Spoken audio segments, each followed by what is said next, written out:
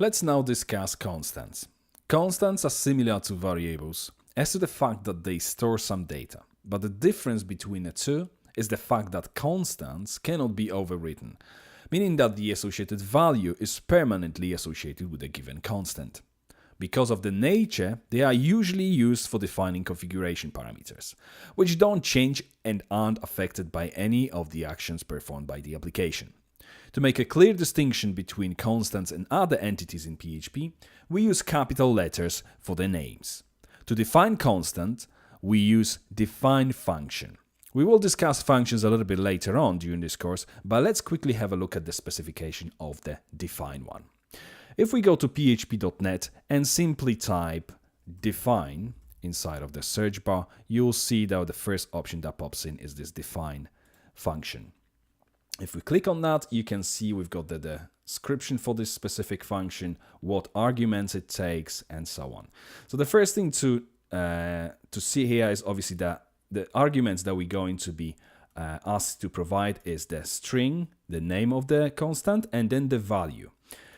Then we have square brackets as the third argument, which indicates that whatever is in between the square brackets is optional. And this specific function simply takes the argument which indicates whether the name of the constant is case sensitive or not. If we scroll down, the name, obviously we provide the name of the constant we want to use later on within our application, then the value which we want to associate with this. And if we look at this case insensitive, what it says is if set to true, the constant will be defined case insensitive. The behavior, the default behavior, is case sensitive, i.e. constant in capital letters and constant with just first letter in capital represent different values. So let's go back to our editor. And I've removed everything that I had in my index.php file and start fresh. So we're going to use this define function, so define. And now in between double or single quotes, I'm going to provide the name of my constant. Again, remember, capital letters. And I'm going to use full name. So I'm defining the full name constant. And the value for this constant is going to be my full name. So Sebastian Sulinski. And then semicolon. I'm not bothered with the case insensitivity because I want to make sure that the constant is always used with capital letters anyway.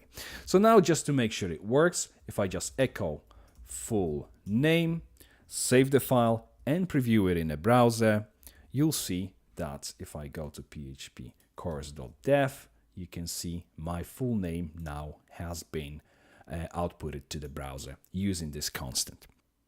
Back in the editor, let's now try and override this constant. So we need to copy this define line. As you can see, my ID is already highlighting this constant here, so that means there's something not quite right. And I'm just going to change its value to someone else. And now after that, I'm just going to copy this echo statement as well to echo this full name. Now I've changed the value, basically. I've overwritten the value to someone else. So if we now run this in the browser, we should have first Sebastian Solinski and then someone else. So let's give it a try. If I go to my browser, refresh, well, I still get Sebastian Solinski. As I said earlier, constants cannot be overwritten. That means that if we go back to our editor, my ID is already highlighting this because it knows that full name is already defined. So you won't be able to overwrite it. Because it's a constant, there's no way you can overwrite it. So it completely ignores this. But based on your setup of your web server on your local machine, if I open my MUMP Pro, because I'm using this one for this specific exercise, you can see that if I go to the PHP section, I've got log errors and I can select to screen. So all errors are going to be displayed on the screen. If I now save it and restart the servers, and if we now go back to the browser, this time if we refresh the page, you will see that we get this notice, this arrows telling us that constant full name already defined in, and then it gives us the path to the file in which we are attempting to overwrite it, and the line where we're actually trying to do it. So if we go back to our editor, line 7 is exactly where we are attempting to override this specific constant. So we can now remove all this. You can see that constants obviously cannot be overwritten. Because they cannot be overwritten, we should have a way of checking whether the constant exists, right? And there is a way. Let's quickly check PHP documentation. If we go back, we're still on the define. On the right-hand side, right after define, you have defined function. If we click on this one, you can see that this one checks whether a given named constant exists. And it only takes one argument, which is the name of the constant. If we scroll down, what value does it return? It simply returns Boolean true or false. If it exists, we get true. Otherwise, we get false. So it shows us a few examples of how we can actually use it. We can either use if statement and then check if it's defined. We can do something. Else we can do something, or we can simply use exclamation mark, obviously, before defined, but we get to these conditional statements later on, so don't worry about this for now. If we go down, there are some user-contributed notes as well. You can also define them this way. Use defined or define. So basically, if it's defined, do nothing. Otherwise, this or says otherwise, use the define function to actually define it. So if we go back to our editor, and this time on the new line, let's first check if our constant exists. So defined, and we provide a constant name, full name. And then either on the same line or on the new line, I like my code to look a little bit clearer, so I'm just going to put it on the new line with indent basically, indentation here. You can either use or as a keyword, or simply use symbol. These two bars, they do exactly the same. And now we are going to use define function full name, and then we specify someone else, and then semicolon to indicate the end of the statement. Now what it does, it checks, is this specific constant defined?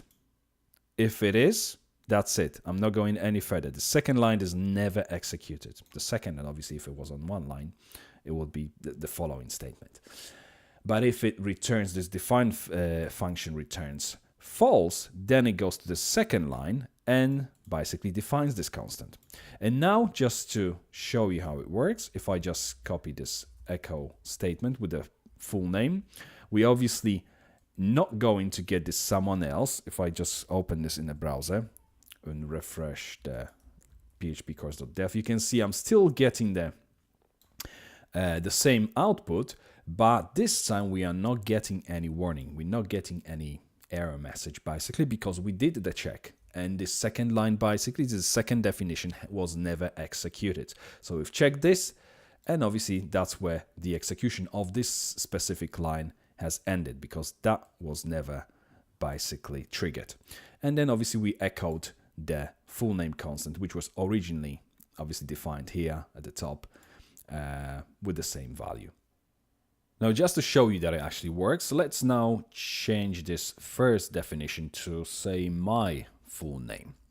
As you can see, this highlight suddenly has gone. My IDE now recognizes this constant.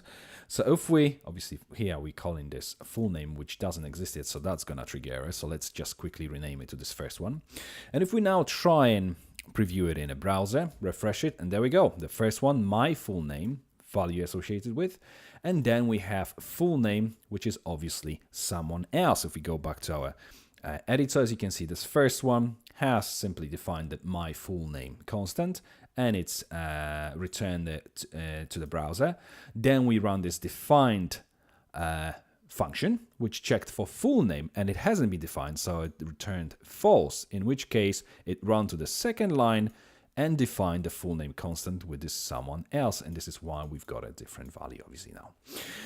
Now, let me go back to this full name situation here again. I'm just going to remove all this. There is a way of actually using a string with the constant name and then returning its associated value. If we, for instance, create a new variable full name, or if it was a function that returned the value with the constant name. We haven't discussed functions, I know, but we will very soon. Full name, and let's just put full name as a string, because now obviously because it's enclosed within double quotes and it's not within the defined function, which obviously even though it's in double quotes, it's actually taking this first argument and converts it into the constant. This time we simply type the string within the double quote. So if I was to echo this one now, lowercase echo full name, save it and go to the browser, refresh it, it simply will return full underscore name in capital letters, because obviously that is recognizing. It is recognized as a string, simply string.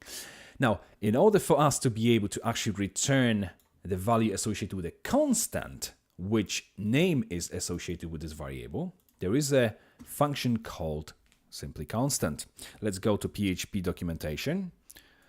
And you can either search for it or simply on the right hand side from our defined function, if you go up, you can see there's a constant link. If you click on this one and it tells you returns the value of a constant.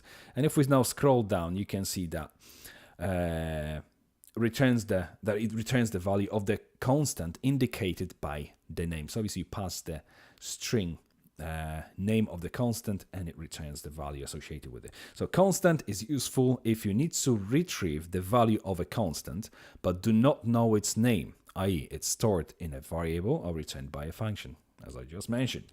So let's go back to our editor and now wrap this variable full name within this constant function.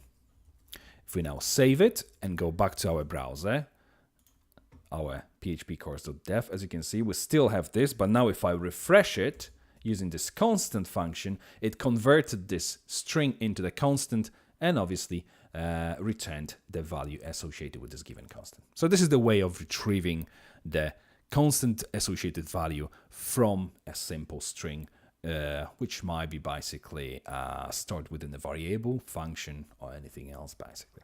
PHP comes with a number of predefined constants. We can see them all by calling the getDefinedConstants function. If we go to PHP specification again and simply type in a search get_defined, and you can see we straight away get the first item, getDefinedConstants. If we click on that one, you can see it returns an associative array with the names of all the constants and their values. And these will differ based on what server configuration you have in place.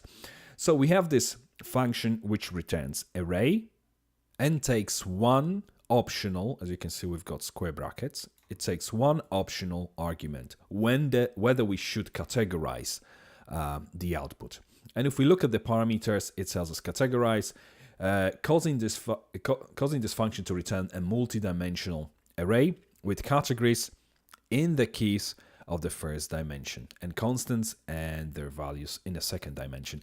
Don't worry about this, you will understand arrays better when we actually touch on the subject. So let's go back to our editor. Once we've cleared our index.php, let's start with print, which is the function that allows us to display the content of the array. And then let's use getDefinedConstants and semicolon after that. Let's go back to the browser and to our domain, refresh it. As you can see, it's a mess basically. And it's simply because by default print returns the array as string. It doesn't do any formatting or anything. So if we go back to our editor, there is a way of obviously fixing this. We can use the pre-tags, so echo, and we're going to use the HTML pre-tags. So before opening pre-tag and then after echo closing pre-tag, and that is going to format the array actually a little bit nicer.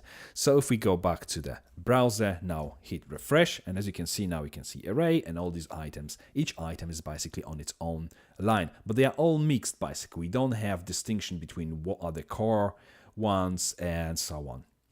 Let's now go back to our editor, and if we now specify that we want them to be categorized by simply providing the boolean true value, if we now save it and go back to our browser, refresh, you can see now we get core, all core constants. If we scroll down, you've got date constants, then we have libxml, openssl, and so many different ones basically. So these are the constants that are actually available straight away on my PHP installation. As I'm saying, you may have different ones because you may have different modules installed with your PHP and so on. So let's go back to our editor and try and use a few predefined constants. Now the first predefined constant that we're going to have a look at is called directory separator. So echo directory, and my ID straight away prompts me to select one of the options. As you can see, it guesses that I want to go for the directory separator, and then say it's actually a good guess because that's what I'm actually after. So if I now select it, go to my browser, refresh it, and it tells me that it's a /.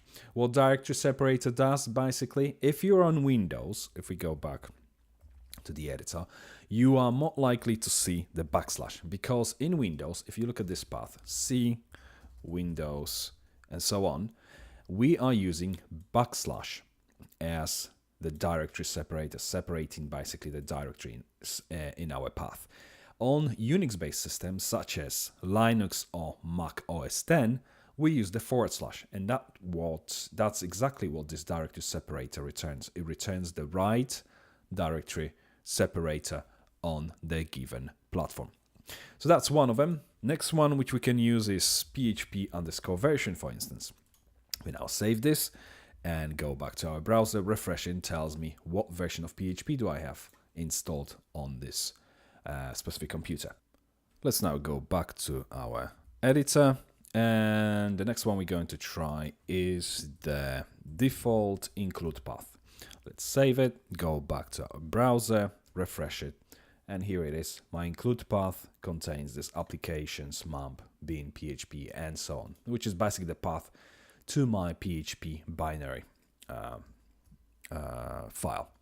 If we go back to the editor, apart from the standard predefined constants, there are also ones called magic constants. And let's go to the PHP site first to check what these magic constants are.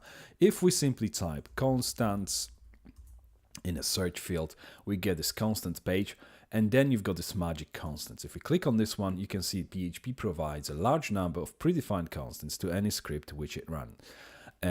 Many of these constants, however, are created by various extensions and will only be present when those extensions are available, either via dynamic loading or because they have been compiled in.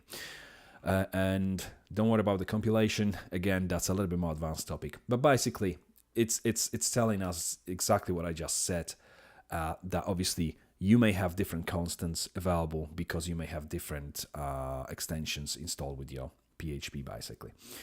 There are 8 magical constants that change depending on where they are used. For example, the value of line depends on the line that it's used on in your script. These special constants are case insensitive and are as follows. And there you've got a number of different magical constants. And we're going to try a few of these. So let's go back to our editor. And first of all, I want to know what line I'm actually calling this specific constant on. So this line, all these magical constants start with a double underscore and end with a double underscore. And this one, the specific one, is called line. So if we go back to our browser, to our domain, refresh it, it tells us that this line constant has been called on line 3. And if we go back to our editor, that's true because this is where our constant has been called. Let's now try and use the file magic constant. File, this should tell us basically, if we refresh, the path to the file from which we are actually calling this constant. If we go back, let's now use the dir and save it, go back to our browser, refresh it, and then that tells us dir basically returns the directory within which the file from which we are calling this specific magic constant is located. So if we go back to our editor, I think that's everything that we can actually test within our page here, simply because the other magic constants are related to either objects or functions or methods, and we're obviously not using this here in this plain PHP file. So that's everything about the constants. Let's move to the next video.